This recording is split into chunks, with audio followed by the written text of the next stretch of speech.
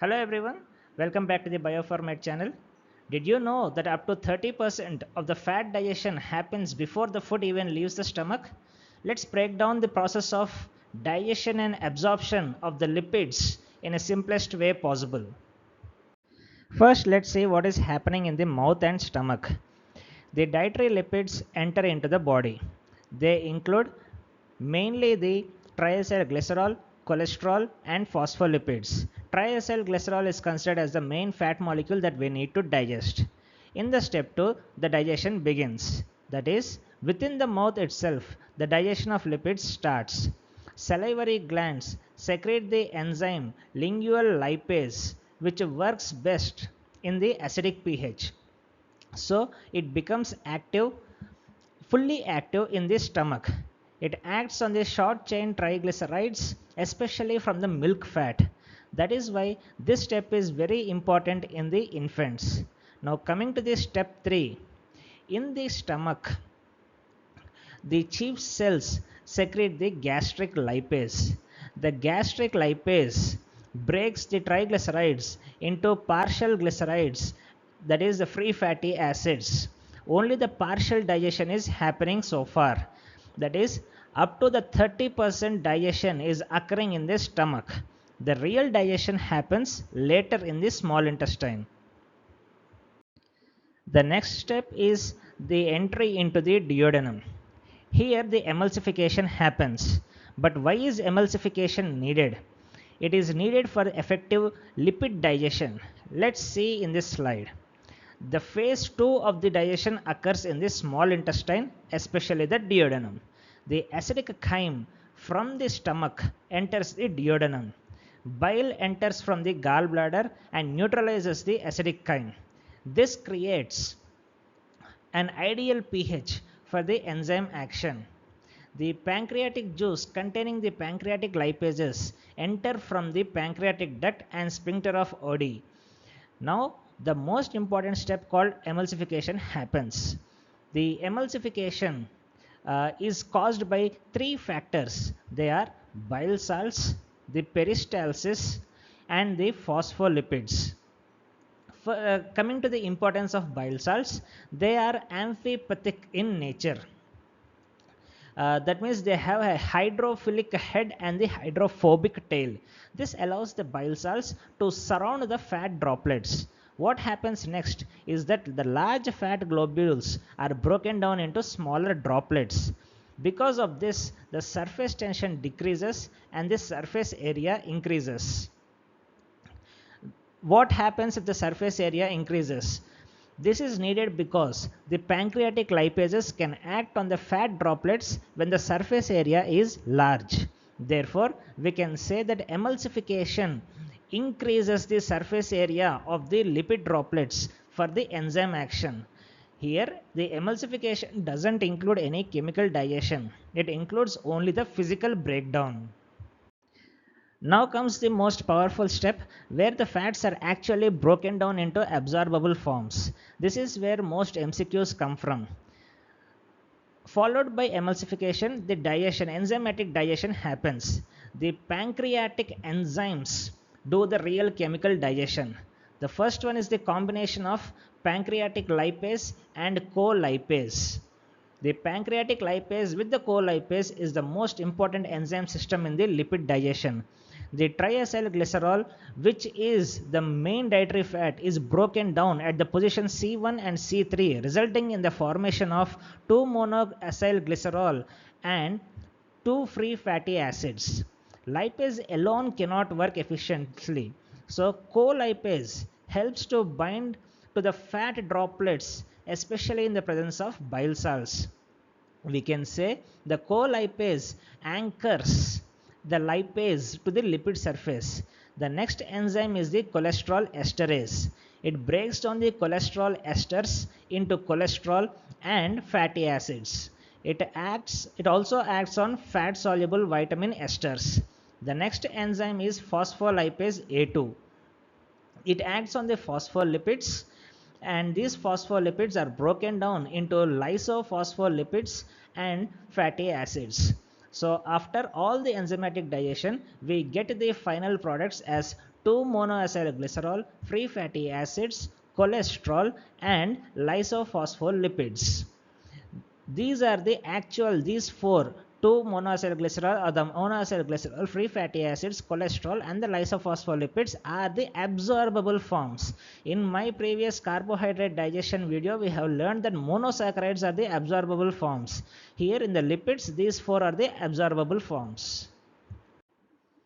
Now we are in the phase 4 of the lipid digestion, that is the mixed micelle formation, which is absolutely crucial for the absorption. A micelle consists of a free fatty acid, 2 monoacylglycerol, cholesterol, and lysophospholipids, along with the most important fat-soluble vitamins that are A, D, E, K. All of this combine with the bile salts. Without the bile salts, micelles cannot form. They organize all these lipid products into a stable structure.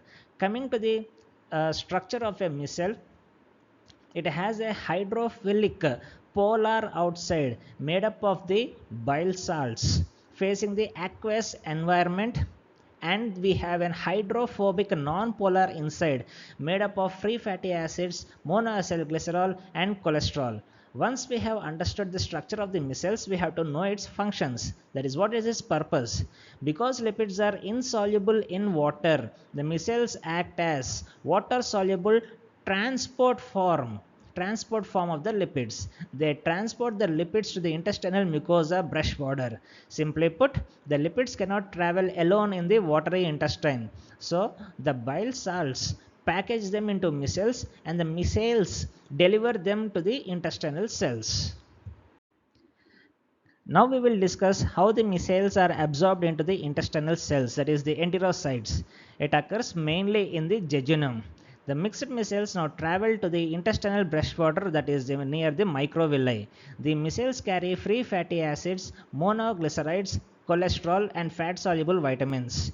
Micelles themselves do not enter the cells. The lipids leave the micelles and enter the enterocyte by passive diffusion and partly via the transport proteins. The micelles act only as carriers. They deliver the lipids to the surface, but they do not enter the cell. After delivering the lipids, the bile salts remain in the lumen. They are not absorbed here. So what happens to the bile salts? See the step number 9, that is the enterohepatic circulation. The bile salts are reabsorbed at the ileum, from where they enter into the portal circulation and reach the liver. From the liver, they are resecreted into the bile. That is, the bile salts undergo enterohepatic circulation after the micelles deliver the lipids to the enterocytes. From the micelles, the lipids have entered into the enterocytes. What happens inside the enterocytes?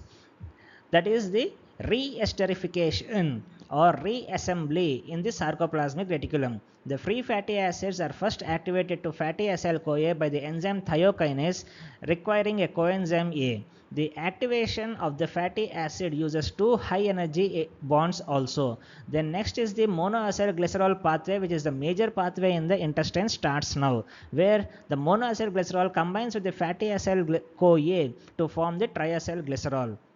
The next one is the cholesterol. Cholesterol is converted into cholesterol esters, and the lysophospholipids are converted into phospholipids. As you can observe, all the lipids are converted back into their storage form. Now these lipids need transport, and that is where the chylomicrons come in. Chylomicrons are made up of triacylglycerol, a cholesterol ester, and a phospholipid, and a apolipoprotein B48. Each chylomicron has a core and a surface. The core is made up of triacylglycerol and the cholesterol esters. The surface is made up of phospholipids and ApoB48. The chylomicrons are released from the enterocytes and they enter into the lymphatic system. Then they enter into the thoracic duct and then into the blood. The long chain fatty acids follow this pathway, that is via chylomicrons and the lymph. But for the short chain fatty acids, they go directly into the blood without the need of micelles or chylomicrons. We will be discussing that in the next slides. Now the chylomicron synthesized have to enter into the blood, but they are too large to enter into the blood. Hence, they enter into the lacteals, that is the lymphatic vessels. From the intestinal lymph vessels, they enter into the mesenteric lymph nodes. From the mesenteric lymph nodes, they enter into the cisterna chyli. Then from there into thoracic duct, and then finally into the left subclavian vein and reaching the systemic circulation. After a fatty meal, the blood appears turbid due to the presence of chylomicrons, postprandial lipemia. As you can see in this comparison in the step 17, the fasting blood is having clear plasma, whereas after a fatty meal, the lipemic plasma is seen. So whenever this lipemic plasma is seen after a high fat meal, exaggerated in certain disorders like hyperlipidemia and lipoprotein lipase deficiency. Not all fats follow the same pathway. Some fats completely bypass the micelles and chylomicrons. So far, we saw how the long chain fatty acids are transported, but short chain and medium chain fatty acids follow a special pathway. Since these fatty acids are smaller in size and are water soluble, they follow direct diffusion. That is, no micelles are needed. Unlike the long chain fatty acids, these do not undergo re-esterification. No triacylglycerol formation inside the enterocyte. That is, they do not undergo any re-esterification. They can directly enter into the portal circulation and reach liver. There is no lymphatic transport, no chylomicrons also. Examples of short chain fatty acids include butyric acid, that is 4-carbon fatty acid. Then a medium chain fatty acid is a capric acid, which is a 10 capric acid is a 10 carbon fatty acid, whereas caprilic acid is a 8 carbon fatty acid. And the sources of these short chain medium chain fatty acids are the breast milk, coconut oil, and the dairy fats. Now compare with the normal pathway. This is what happens with the long chain fatty acids. They require micelle formation, then they enter the enterocyte, they undergo re-esterification, then they form triacylglycerols, then they form chylomicrons. After formation of chylomicrons, they have to travel via the lymph, they have to reach the thoracic duct, and finally reach the systemic circulation. All this is bypassed for the short chain and the medium chain fatty acids. To summarize the entire digestion and absorption of the lipids, it starts with the dietary lipids, which contains cholesterol, phospholipids, and the majority of triacylglycerols. In the mouth, the lingual lipase and the stomach gastric lipase act on these lipids. Then the bile salts from the gallbladder and the sphincter of Foddy help in the emulsification of the lipids. The pancreatic enzymes enter into the duodenum, where the triacylglycerols are broken down into monoacylglycerols, free fatty acids, cholesterol esters into cholesterol, and the phospholipids into lysophospholipids. And then there will be the formation of the mixed micelles. After the mixed micelles are formed, they have to enter into the enterocyte, that is the absorption. And inside the enterocyte, again the free fatty acids, they are activated to fatty acyl CoA. They combine with the monoacylglycerols to form the triacylglycerols. The cholesterol again combines to form the cholesterol esters, and the lysophospholipids again go back to form the phospholipids. And once they are formed in the storage form, they are converted into, they are helped by the ApoB48. The ApoB48, when combines with the other above things, it forms chylomicrons. These chylomicrons are very large in size, so they first enter into the lymph, then reach the thoracic duct, and through the left subclavian vein enter into the systemic circulation. All this is for the long chain fatty acids, whereas there is a special pathway for the short chain fatty acids and medium chain fatty acids. That is, there is no micelle formation and no re-esterification here. They are directly absorbed into the portal vein, reaching the liver. So this is in short about the digestion and absorption of the lipids. If this video helped you, like, share and subscribe the channel for more engaging topics. See you in the next one.